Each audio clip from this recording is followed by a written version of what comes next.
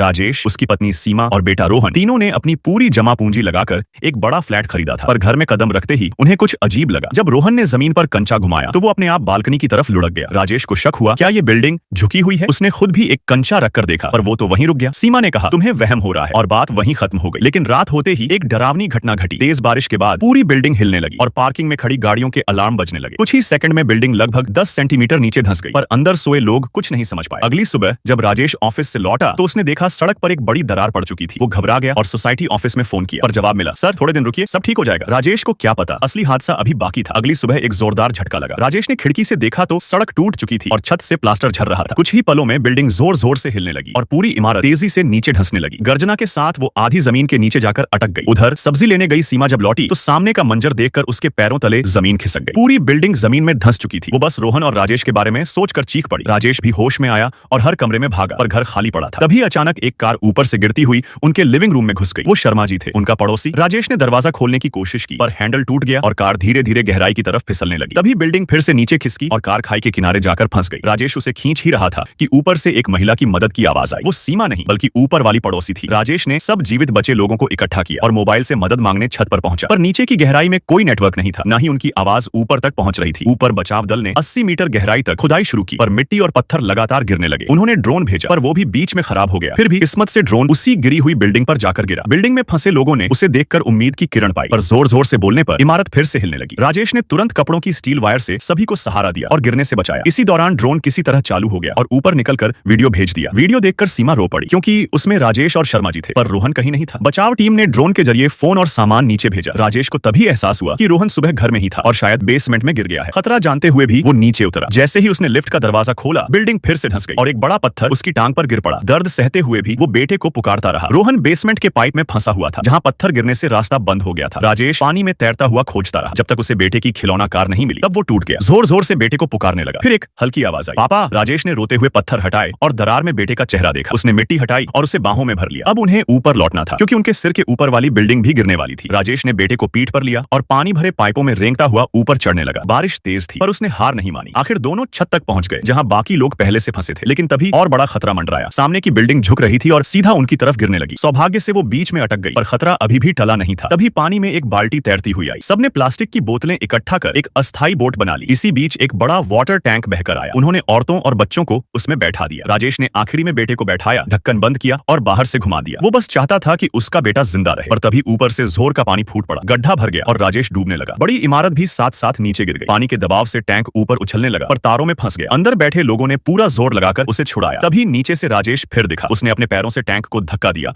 और उसे रॉड से निकाल दिया। आखिरी बार उसने अपने हाथ से पानी रोकने की कोशिश की, फिर धीरे धीरे नीचे डूब गया। लेकिन किस्मत ने उसे छोड़ा नहीं। टैंक से गिरा एक तार उसके पैर में फंस गया और उसे ऊपर खींच लाया। जैसे ही टैंक सतह तक पहुंचा, रेस्क्यू टीम ने उन्हें देख लिया और सबको बाहर निकाल लिया। हालांकि उनका नया घर अब मलबे में दफन था, पर उन्होंने जिंदगी का असली मतलब समझ लिया। घर फिर से बनाया जा सकता है, पर जिंदगी दोबारा नहीं मिलती।